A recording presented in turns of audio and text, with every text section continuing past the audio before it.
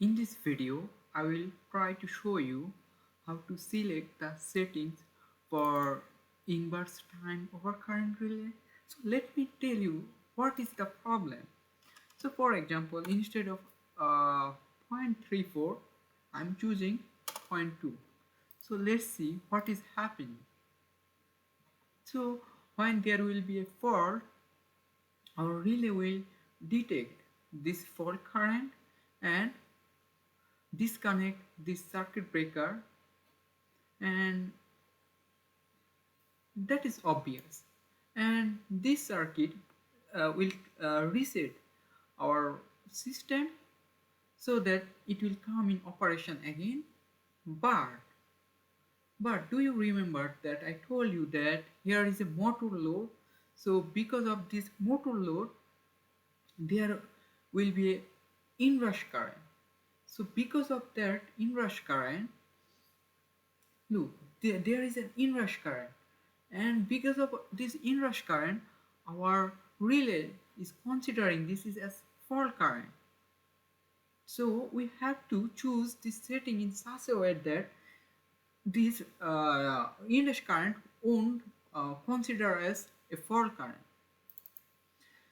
So let me show you. Here is the some by default value, and we can take some help from here, and this is the formula how to calculate this actual time when the relay will trip, and our tripping time should be such that it will cross that inrush current period.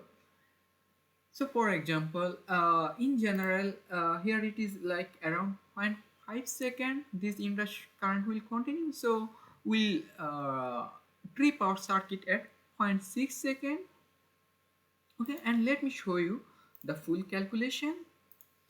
So here is the value, and there is a for in the formula there was M. What is M? The M is like this fault current divided by the flux setting. So I told you that I choose this flux setting is 50, and my fault current is around like 244 45.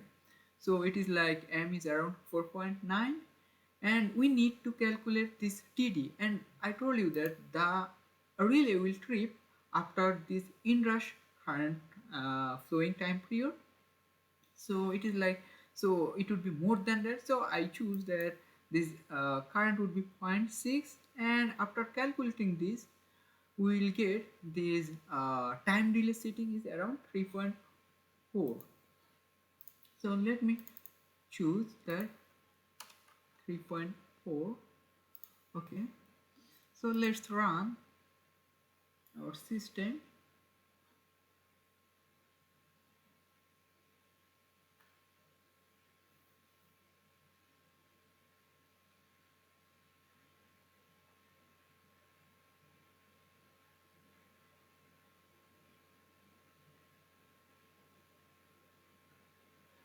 So the fault, there is fault, and already our circuit breaker trip, and let's check the time. Look, it trips around 0.56 second. Here our fault occurs at 5 seconds. So after 5.6 second, our circuit breaker already trip. So we can change the setting that we may calculate that at which time our circuit breaker should trip. So for example, if we want to trip our circuit breaker at uh, after 1 second when the fault will occur, so what can we do? So instead of 0.6, we may use here 1, and then after the calculation, so let's check what would be the value. So let me take my calculator. So it would be like 1 divided by 0.0521 divided by 4.9. 0.0202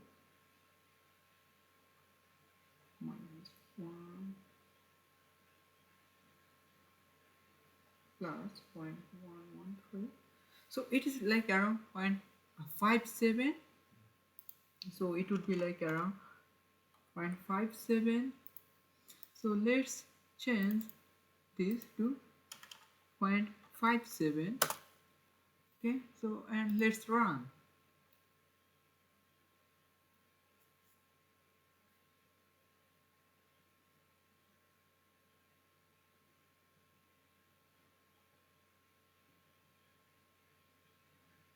So there is the fault, and look here at 5 seconds our circuit our relay detect the fault, and after 1 second our circuit already tripped.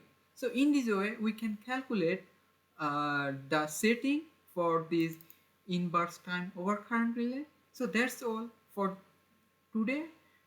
See you next time.